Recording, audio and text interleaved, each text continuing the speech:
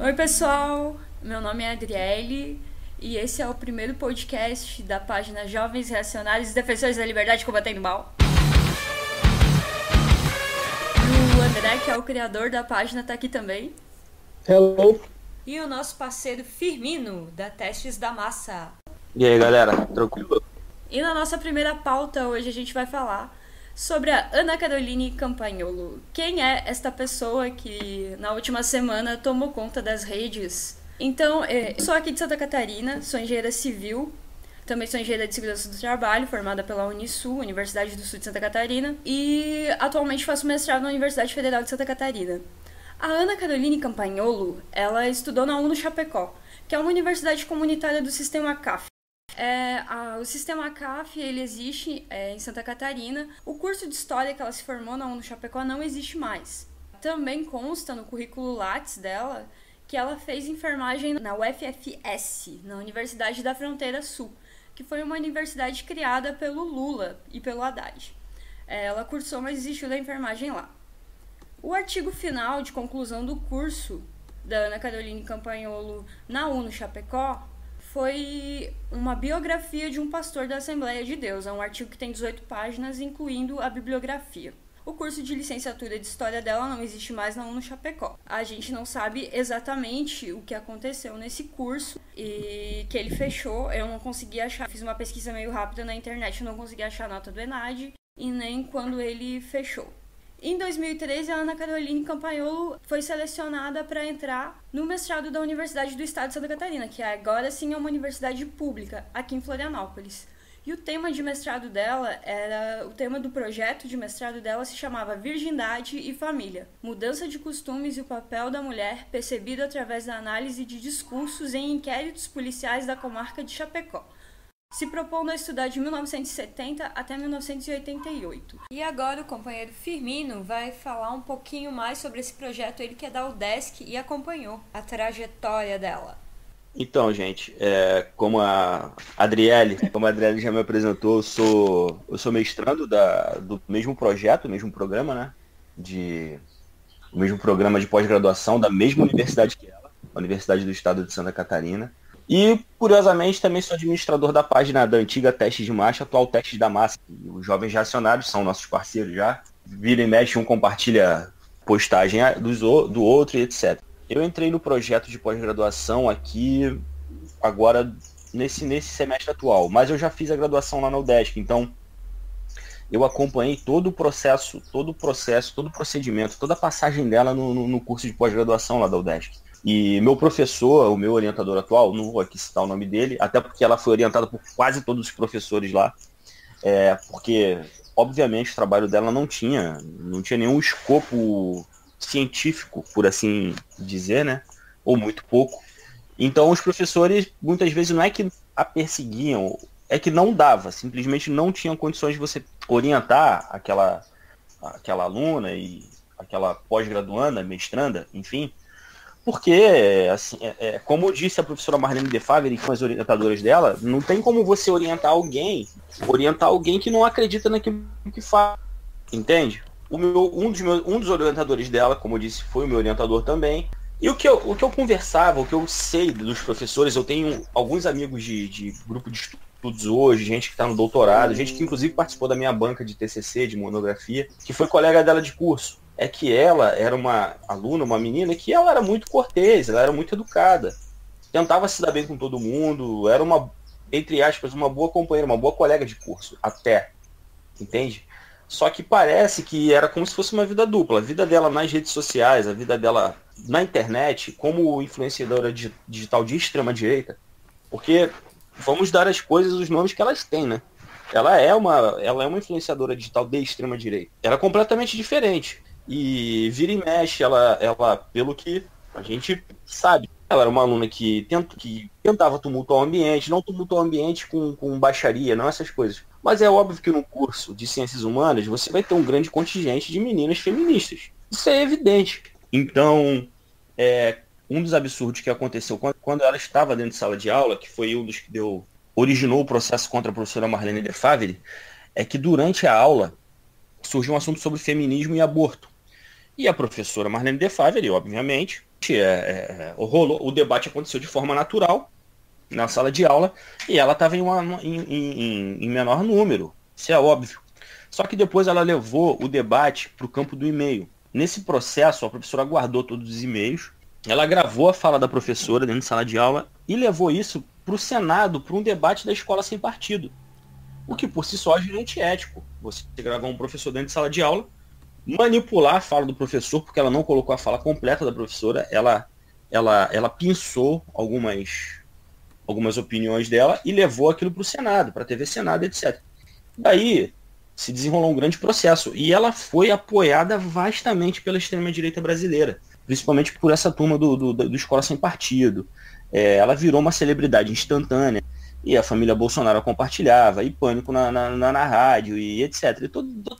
Oi, Adriele.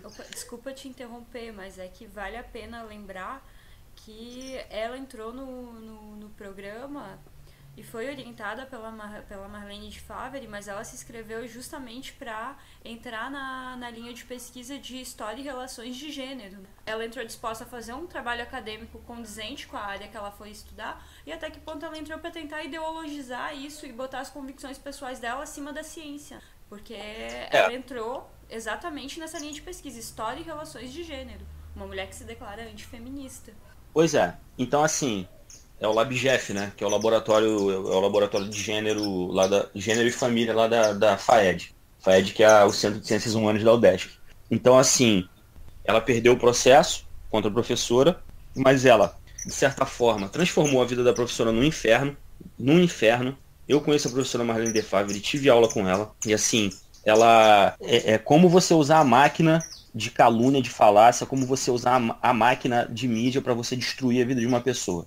Foi esse processo que eu vi. Não destruíram porque a professora é muito forte, ela teve muito apoio dos alunos e do centro acadêmico e da universidade, mas ela estava sendo aviltada 24 horas por dia pelo país inteiro. E então eu e a aluna, a Ana, que estava fazendo uso disso, fazendo uso desse tipo de situação, entende? E debochava nas redes sociais, etc. Então, eu hoje acredito que, de fato, ela foi orientada para isso. E mesmo que ela não tenha conseguido processar a professora, ela conseguiu fazer um estrago. Virou deputada agora. Sim. Virou deputada aqui em Santa Catarina. Então, assim, de certa forma, ela meio que conseguiu. Ela teve vitórias no seu projeto. Agora, em relação às obviedades históricas que ela falava, cara, eu ouvi uma entrevista dela na rádio esses dias e ela tava falando que não tem problema que o aluno defenda, seja contra a ditadura em sala de aula, mas ele obrigatoriamente tem que dar o outro lado. Ora, mas de certa forma, eu sou professor de história. Quando a gente vai falar sobre ditadura, a gente já fala de certa forma sobre o outro lado. A gente fala que teve guerrilha e que morreram pessoas militares na ditadura. Só que a função, a gente não estuda mais história como era aquela história do século XIX, que é uma história de decorar datas e decorar números. Hoje a gente problematiza a história, a escola de análise já rompeu com isso. Então, qual é o intuito do professor? É dar uma informação quadrada para o aluno, virar um debate na sala de aula? Vai sempre ser debate? Então a gente vai falar sobre ditadura, a gente vai pegar um aluno para debater contra, outro aluno para debater a favor, e quando acabar, aí? E não vai ter nenhuma reflexão sobre o assunto, nenhuma problematização. E o aluno pode fazer a sua reflexão e sair apoiando também, apesar de eu achar absurdo. Mas ele pode também apoiar. Fazer o quê? Isso daí está no campo pessoal. Então, assim, justamente por esse arcabouço de ideias, é que eu acredito que talvez ela de fato te oriente seu discurso para o senso comum, ou para essa coisa que cola na sociedade. A gente pode falar de política na escola, não pode falar de partido. Ora, como não pode falar de partido? Tudo bem que eu não vou defender, eu não vou entrar na sala de aula defendendo o PSOL, o PT, o PCdoB. Mas a gente não pode falar de partido? Como não? A gente é governado por quem? O Bolsonaro não tem um partido? E ela também não dava aula com camisa do Bolsonaro em sala de aula? Não falava aqueles absurdos de que o nazismo é de esquerda? Então eu acredito que de fato ela faça uso da voz que ela tem de forma manipuladora. É uma coisa direcionada e é uma coisa premeditada. É uma coisa também que não esconde os interesses financeiros dela também, né? Porque ela conseguiu ser eleita com esse discurso. Não, e deixa financeiros e políticos. Exatamente. Deixa eu acrescentar aqui que é a Ana Caroline Campanholo. Só que é informação pública, qualquer pessoa pode pesquisar Portal da Transparência Santa Catarina. Ela é professora do Magistério Público Estadual de Santa Catarina, professora ACT, e ela foi nomeada em 5 de agosto de 2011. A última folha de pagamento que tem dela foi de dezembro de 2017, ou seja, no ano inteiro de 2018 ela não deu aula. E ela morava em Chapecó. Inclusive, ela processou a professora Marlene de Favre em Chapecó, e é curioso porque tudo aconteceu aqui em Florianópolis, e para você cursar o mestrado tem que ser em Florianópolis. E para quem não conhece Santa Catarina, Chapecó é uma cidade do oeste de Santa Catarina e fica a mais de 500 quilômetros daqui de Florianópolis. E ela fez questão de processar a professora lá, para a professora ter que ir nas audiências lá, ter que fazer esse deslocamento, esse desgaste, porque é muito longe, tem avião, mas é muito caro. Então são mais de 500 quilômetros de deslocamento. E a última folha de pagamento que consta, ela ganhou um valor bruto de R$ 1.797 na escola que ela está vinculada aqui na folha de pagamento dela, que é essa escola em Chapecó, onde ela inclusive dava suas aulas sem partido, e certa vez ela tirou uma foto e publicou em sua rede social sobre uma aula sem partido dela, que dizia que a ideologia nazista era baseada no comunismo. A ideologia nazista se assemelhava profundamente ao comunismo. Colocava-se em termos absurdos, que o André gosta de brincar de olavismo cultural. Foi o André que me falou da existência da Ana Caroline Campanholo. Em 2014, quando a gente se conheceu, ele falou: olha essa professora aí de Santa Catarina. E eu fiquei horrorizada quando eu vi o perfil dela, assim, porque isso pode ser qualquer coisa, menos uma aula de história, porque isso é desinformação histórica. Sim. Isso é manipulação. É pura manipulação, né? A gente não pode nem considerar como uma aula enviesada. Isso é pura manipulação, isso é inverdades. E quem perde são os alunos, né? Porque, como você disse, não dá para ficar fazendo debate toda hora. O professor ele tem um conteúdo programático para seguir, e os alunos precisam se apropriar de determinados conceitos. E esses conceitos, eles são consensuais, eles foram historicamente, né, construídos, eles são consensos na academia. Não dá para a gente ficar simplesmente desconstruindo e deixando os conceitos de forma nebulosa para que a gente possa trabalhá-los da forma que seja mais conveniente, que como a Ana Carolina fez. E assim, não só... Eu acho que tem uma coisa também que é importante, que não apenas é um termo consensual, e isso acho que é um fato, né, como foi muito bem colocado pelo André, mas é que também o que acontece. O debate, se vai ser sempre debate na sala de aula, então o professor, ele não é mais professor, ele é mediador. Então, em alguns casos, alguns conteúdos, você não tem que debater. Não tem o que debater se o nazismo é ou não de esquerda. Porque o nazismo não... Isso é tão absurdo, é que nem falar que a Terra é plana, cara. Exatamente. Nem falar que a Terra é plana. Assim, a embaixada, é tanta vergonha que a nossa direita tá fazendo. Passando não, porque quem tá passando somos todos nós. Se eu sair do Brasil hoje, eu falo que eu sou boliviano, que eu sou qualquer porra. Agora eu não falo mais que eu sou brasileiro. Eu tenho vergonha, cara. O cara vai olhar pra mim assim, brasileiro, lá, deve falar que o nazismo é de esquerda, que a Terra é plana, deve acreditar em mamadeira de piroca também, não é possível. Aí, o que acontece? Aí a embaixada alemã fez um vídeo explicando por A mais B que o nazismo é que não tem como o nazismo ser de esquerda. Gente, meu Deus, a primeira coisa, antes do Hitler começar a fazer o holocausto contra o judeu, ele mandou 3 milhões de militantes do Partido Comunista pra cova, entendeu? Então, assim, e social-democrata também. Então, a embaixada vídeo e os brasileiros, vários brasileiros lá nos comentários, guerreando e brigando de todas as formas para falar que não, que a embaixada alemã estava errada. Ou seja, a Alemanha não entende nazismo não, quem entende é o Kim Kataguiri, pelo amor de Deus. Na verdade... É o Olavo de Carvalho. Eu ia dizer, isso tudo surgiu, principalmente a mudança repentina da Ana Caroline, quando ela virou a seguidora assídua do nosso querido filósofo entre muitas aspas, que fez até a 3ª série do ensino fundamental, o Olavo de Carvalho. E eu e o André, a gente brinca que esse fenômeno é chamado olavismo cultural, que é um fenômeno que visa emburrecer... É o olavismo cultural. Visa emburrecer uma grande massa de brasileiros que acreditam nesse tipo de absurdo. O Olavo, inclusive, ele não tem o mínimo pudor em defender absurdos como E cigarro não faz mal para a saúde, mas isso aqui não é novidade, porque hoje a gente tem o Kim Kataguiri falando que agrotóxico faz bem. Pois é, eu vejo assim, o que eles o Olavo, por exemplo, eu acho que ele é um gênio do mal. A gente tem que tirar o chapéu, porque o Olavo, ele realmente sabe, do naipe Stephen Bannon, é um cara realmente do gênio do mal, porque o Olavo, ele simplesmente pega conceitos que são claros, que são conceitos precisos, que ele faz, ele joga uma cortina de fumaça, né? Ele transforma o conceito em algo nebuloso, para quê? Para que qualquer pessoa se sinta autorizada para desconstruir esse conceito. E aí já não tem mais o que é e o que não é. Tudo pode ser. Então, o nazismo, por exemplo, pode ser de esquerda, é uma questão de ponto de vista. Né? Quando não, uma questão, por exemplo, se a gente pegar o totalitarismo, o fenômeno histórico do totalitarismo, ele pode ser englobado tanto em ditaduras de esquerda quanto em ditaduras de direita. Mas eles transformam convenientemente o totalitarismo num fenômeno exclusivamente de esquerda através de ideias mirabolantes de como dizer que direita significa menos Estado e esquerda significa mais Estado. E assim eles vão trazendo o conceito para o seu lado de forma que torne mais conveniente pelo lado que eles acreditam. É isso que eu penso a respeito do que o Olavo de Carvalho faz, né? Me parece que o Olavo de Carvalho, assim, ele é um cara que ele é muito preocupado com Gramsci, né? Ele chama do gramscianismo cultural e etc. Mas me parece que quem faz isso, quem bota isso em prática é ele. Entende? Sim.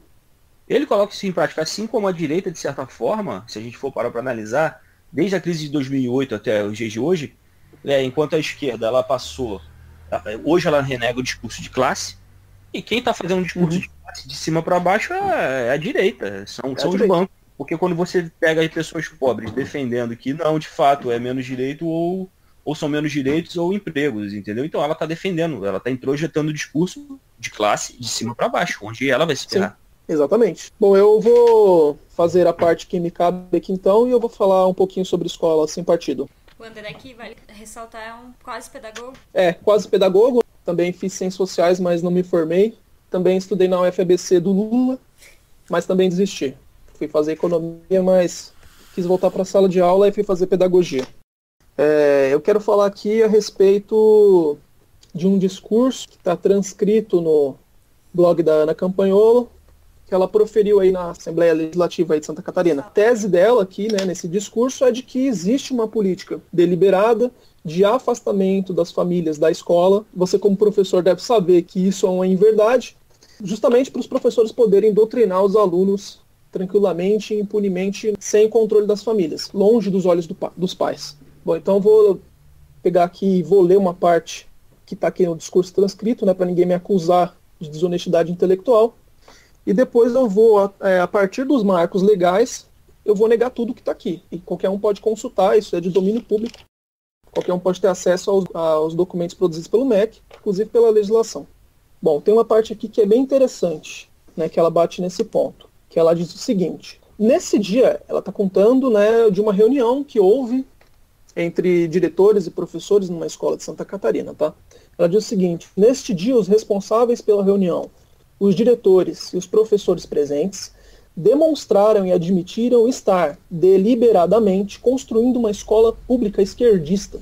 Mencionaram que era impossível uma escola sem partido e por isso preferiram tomar partido à esquerda, grande fomentadora de movimentos sociais. Quando eu indaguei sobre as famílias e o possível desacordo dos pais com tal indução de seus filhos, a responsável, ali nomeada representante da Secretaria de Educação, disse claramente que a família não tinha nada a ver com a educação e nem deveria meter-se nesses assuntos. Bom, eu não coloco minha mão no fogo, não sei se esse relato é fidedigno, né, dessa secretária, conhecendo, né, os relatos aqui da Ana Campanholo, pode ser que seja mentira, mas mesmo que fosse de verdade, demonstraria desconhecimento dessa secretária, mas acredito que não é. Bom, para começar, a partir dos marcos legais, a refutar essa tese da Ana Campanholo, eu vou acionar aqui o artigo 3 da LDB, que diz que a educação pública, né, ela deve ser ministrada pelo princípio da pluralidade de ideias e de concepções pedagógicas. Já no artigo 12, né, se eu não me engano, o inciso 7º, diz que a escola tem obrigação de informar os responsáveis sobre a frequência, rendimento e proposta pedagógica da escola. E já no artigo 14, A LDB diz que a escola deve ser organizada pelo princípio da gestão democrática. No inciso 2, diz que é pela participação da comunidade local através de conselhos. Então, como funciona? No começo do ano, a escola precisa produzir o projeto político-pedagógico, que é um documento que vai nortear a prática dos professores, vai definir objetivos de aprendizagem e também o tipo de cidadão que se pretende formar naquela escola. A identidade da escola. Os pais, que são a comunidade local, eles são chamados a participar da proposta pedagógica da escola, justamente por entender que a escola ela não é exclusiva do diretor, né, ela precisa estar sob o controle social dos pais e todos devem participar. Já o Estatuto da Criança e do Adolescente diz que, por exemplo, no caso da doutrinação, né, que ela diz para os professores, para os alunos filmarem os professores, o ECA garante, se eu não me engano, no artigo 53, que os alunos eles têm direito de contestar os critérios avaliativos, eles podem recorrer às instâncias superiores no que diz respeito à educação. Então, esse cenário que a Ana Campagnolo pinta de que existe uma política deliberada de afastamento das famílias da escola, para os professores poderem doutrinar os alunos, né, longe dos olhos dos pais, é uma inverdade. Isso, se você for partir para os marcos legais e pela documentação que o MEC tem produzido nos últimos tempos, o que a Ana Campagnolo faz é pura e simples desonestidade intelectual. E a gente nota, inclusive, eu como professora do ensino técnico, eu vejo que a intenção da escola é trazer cada vez mais as famílias para dentro da escola, tanto que hoje é super divulgado o Dia da Família na escola, porque as escolas querem que as famílias participem cada vez mais da educação como uma educação integradora mesmo, não como uma educação Sim. só dentro de sala de aula. Não é essa a intenção da escola e nem das diretrizes de educação. Uhum. Claro, e assim, para quem é professor, o pior dos cenários é um verdadeiro inferno você ter pai ausente. Uhum. É a pior coisa do professor. Às vezes você tem que ensinar o aluno a ler. E quando eu falo ensinar o aluno a ler, você tem que ensinar o aluno de 8º, 9º ano a ler. Porque o pai e a mãe terceirizaram a educação para o professor. E isso ninguém quer isso. Isso é um absurdo. Uhum. Não, tem uma pesquisa que saiu que diz que o professor hoje, ele toma 20% da aula dele tentando chamar a atenção do aluno para o aluno prestar atenção. Eu quero saber onde que tem doutrinação, gente, dentro de uma sala de aula onde o aluno não quer sequer ouvir o conteúdo que o professor tem para passar. Que doutrinação é essa que o professor não consegue falar dentro de sala de aula? Inclusive nesse sentido, foi produzido um documento que ele é referente a um decreto de 2007, decreto 6.094, e ele tem duas diretrizes muito interessantes nesse sentido, a respeito desse tema que nós estamos abordando, né, sobre os pais ausentes, que é justamente, esse estudo ele diz o seguinte, esse estudo foi produzido pelo MEC em parceria com a Unesco, que escolas nos quais os pais são mais participativos têm melhores resultados. Né, e uma das diretrizes justamente para colocar o controle social da escola na comunidade, divulgar os resultados do IDEB na escola, para os pais saberem o que está acontecendo, para os pais auferirem resultados. Né? A escola quer trazer os pais, ela quer os pais dentro da escola, quer os pais participando dos conselhos, quer os pais participando das reuniões, quer os pais sabendo do que está acontecendo com seus filhos. Né? Isso daí, cara, assim... pelo contrário, muitas vezes o professor tem que implorar o pai para ir para a escola, entendeu? Para aparecer. Exatamente. E, porque eles não aparecem. E em compensação, um monte de aluno bolsominion, o pai aparece na escola por nada. Os caras virou psicopatia, assim, porque... É verdade. Os caras estão vendo o comunismo em tudo. Eu tenho uma prima que é professora no Rio de Janeiro, que foi perseguida porque deu um livro do Ariano Suassuna para os alunos lerem. Era professora de português. Eu tenho um amigo que fez uma oficina de Chico Buarque que foi demitido da escola. De uma escola do centro da cidade de Caxias. Então, assim, os pais, de uma forma geral, não aparecem, e os que não tem que aparecer porque só aparecem para encher o saco, aparecem todo dia, entendeu? Uhum. E quando aparece é para isso, né? É engraçado esse negócio de doutrinação, porque toda a nossa educação, ela é baseada no positivismo. Conte na veia. A nossa bandeira é ordem e progresso, gente. As disciplinas são divididas de forma positivista. Então, como é que você vai me dizer que existe alguma doutrinação de esquerda nas escolas se o nosso militarismo aqui no Brasil ele é todo baseado no positivismo, uma ideologia que de esquerdista e de marxista não tem nada, né? Pelo contrário, o positivismo é uma teoria, uma ideia que eu diria até que é extremamente conservadora, né? Sim, ordem e progresso é um lema positivista, é uma herança do positivismo militar do Brasil lá dos anos 30, inclusive tem livros muito bons sobre isso. E aí vem, a partir de 2015, 2016, pessoas dizendo que existem algum tipo de doutrinação nas escolas e dizendo que a doutrinação é esquerdista e alguns absurdos que agora não se pode mais falar em nada que é doutrinação, não se pode explicar os dois lados de uma moeda que você está fazendo doutrinação com o teu aluno. Não se pode falar de ditadura que não é bem assim. Aí vem a Ana Caroline Campagnolo, tira conceitos de não sei de onde, a gente sabe muito bem de onde que é o Olavo de Carvalho, que não tem nada de acadêmico ou científico, coloca no quadro, faz os alunos copiarem matéria e aí vai defender uma escola sem partido. Que escola sem partido é essa? A guria faz live sorteando livros, ela fez uma live sorteando o livro de Carlos Alberto Brilhante Ustra, um torturador condenado, confesso, da ditadura militar. E é essa pessoa que rodou o Brasil inteiro falando de escola sem partido. E o negócio é tão desonesto quando a gente fala que ela reprovou no mestrado, ela quis reprovar no mestrado, o trabalho dela não era bom. Orientador nenhum vai te mandar para uma banca final. Se o teu trabalho tá ruim, o orientador falou, teu trabalho tá ruim, ela quis ir para a banca final e reprovou. E quando ela reprovou, aí sim ela quis processar a professora Marlene. E aí sim ela saiu pelo Brasil inteiro falando em audiências públicas, falando do Escola Sem Partido e acusando a professora de perseguição religiosa. Ela foi uma deputada agora que foi eleita com mais de 34 mil votos, né? E recentemente, nessa última semana, se você vê o crescimento das redes sociais dela, você fica apavorado, porque ela simplesmente postou na sua rede social que era para filmar os professores fazendo doutrinação, já que o Bolsonaro havia ganhado a eleição. E o curioso nessa história toda é que ela processou a professora Marlene, e não o professor, que inclusive orientou ela a não apresentar o trabalho, não levar o trabalho para a banca. Isso que é curioso. E ele avisou a ela antes que, olha, esse trabalho dificilmente vai ser aprovado. Isso que é. Então dá para perceber que, sei lá, existiu uma intenção nisso.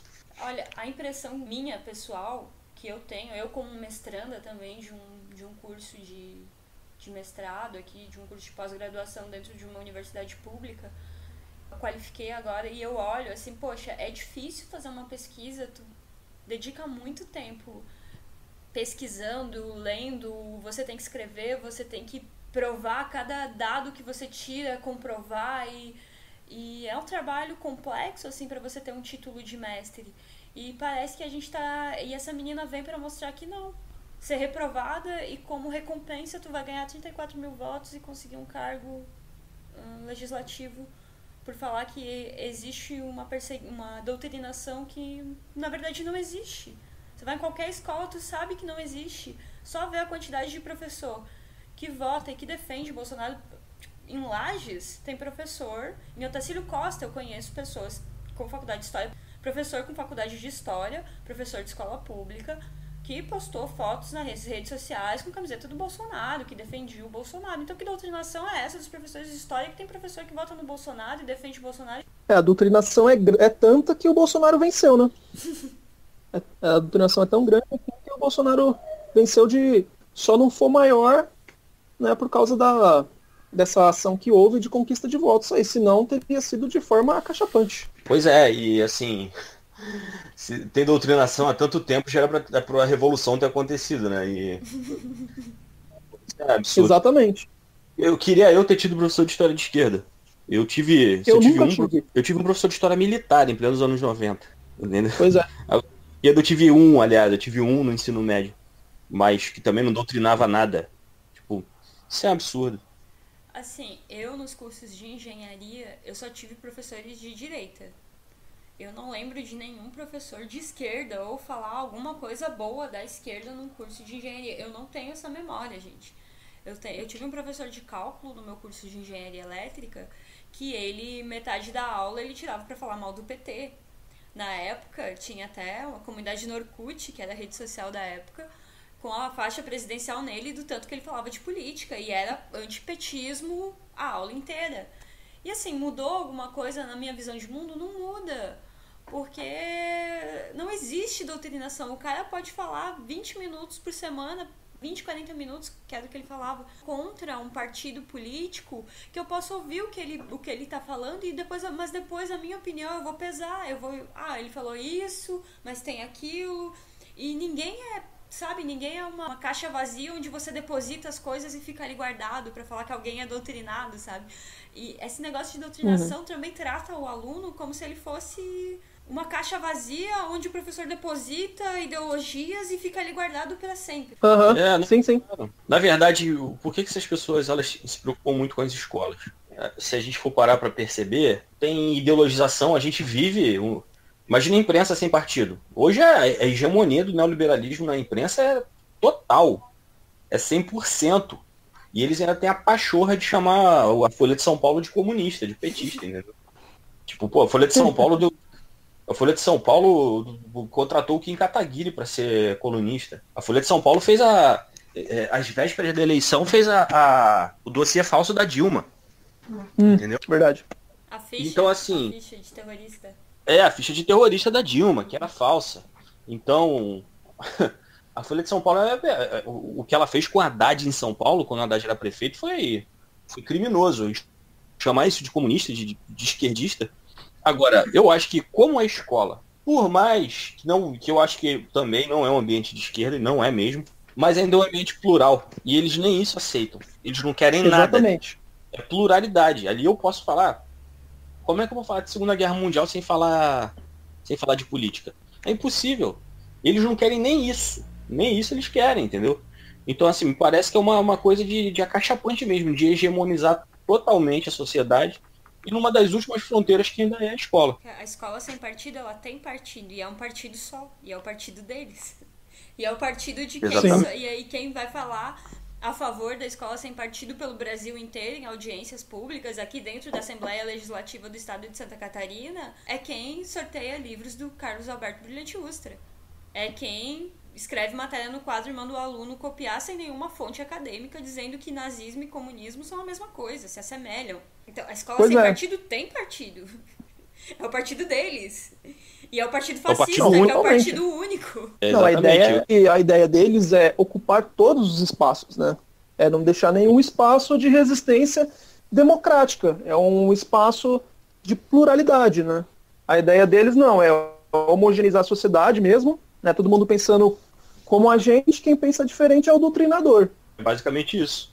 Também concordo. Tem o professor Braulio de Matos, né, que ele é muito citado pela Ana Campanholo, que é um dos cabeças aí do Escola Sem Partido. Ele chega ao ponto, né, eu estava conversando com a Adriele, de criticar os temas transversais, por exemplo, dos parâmetros curriculares nacionais, que são documentos que vieram, né, para orientar a prática dos professores que estavam meio perdidos ali com a promulgação da LDB, que diz que o aluno tem que ter uma formação integral, e o PCN, ele traz temas de relevância social, né, que inclusive estão na LDB, que esses temas eles têm que estar presentes na sala de aula. Temas como ética, saúde, meio ambiente, orientação sexual, trabalho e consumo, pluralidade. Né? O Braulio de Matos chega a dizer que esses temas transversais é que dão margem para haver a doutrinação comunista na escola de aula. Ou seja, você simplesmente falar de um tema já te incrimina como um doutrinador. Você falar que existe desigualdade social, para eles quer dizer, bom, se o cara está dizendo que existe desigualdade social no capitalismo, quer dizer que ele já está criticando o sistema hegemônico. Então eles não querem nem que esses temas sejam discutidos na escola. No meio ambiente, se o cara falar que existe aquecimento global, então você é um doutrinador. Exatamente. Exatamente. Porque seguindo o grande aspas, filósofo Olavo de Carvalho, aquecimento global é uma fraude, né? Aquecimento global não existe. Eu acho que até o nosso presidente eleito acredita que as mudanças climáticas, que são um consenso na comunidade científica, são uma fraude. Sim, eu não duvido nada que ele não acredite que a Terra é plana também. Mas ele escolheu, Só que aí ele vai... ele escolheu um astronauta pra ciência e tecnologia, e aí, tipo, não sei se o astronauta não desmente, ele foi pro espaço, ele viu que ele era plana. É verdade. Eu não sinto firmeza nenhuma nesse astronauta, cara. Eu acho que ele foi pro espaço, mas ele é café com leite, assim. Acho que pra manter o cargo, acho que ele até fala que a Terra é plana. Pois é. O importante é vender um travesseirinho da NASA depois. Sabe o que foi isso? Não sei se vocês lembram nos anos 90, no início dos anos 2000, que tinha aquele programa do Netinho de Paula, Um Dia de Princesa. Sim. Que aí um cara, o Netinho, pegava a mulher assim, lá da periferia, e levava ela, deixava ela um dia lá no hotelzão, fazendo massagem e tal. Eu acho que o Lula pensou assim, cara, eu vou dar um dia de princesa pra esse astronauta aí. Só pra dar Exatamente. Só pra dar uma moral. Cara, pra que o Lula foi mandar essa porra pro espaço, cara? Agora o PT errou muito mesmo, cara. A Ana Carolina Campanholo diz que mora num prédio da Minha Casa Minha Vida. Entendeu? E ainda processou a construtora, que lá em Chapecó tem um cooperativismo muito forte, era uma cooperativa que construiu a Minha Casa Minha Vida, ela processou. E ela perdeu pra variar, porque ela, né?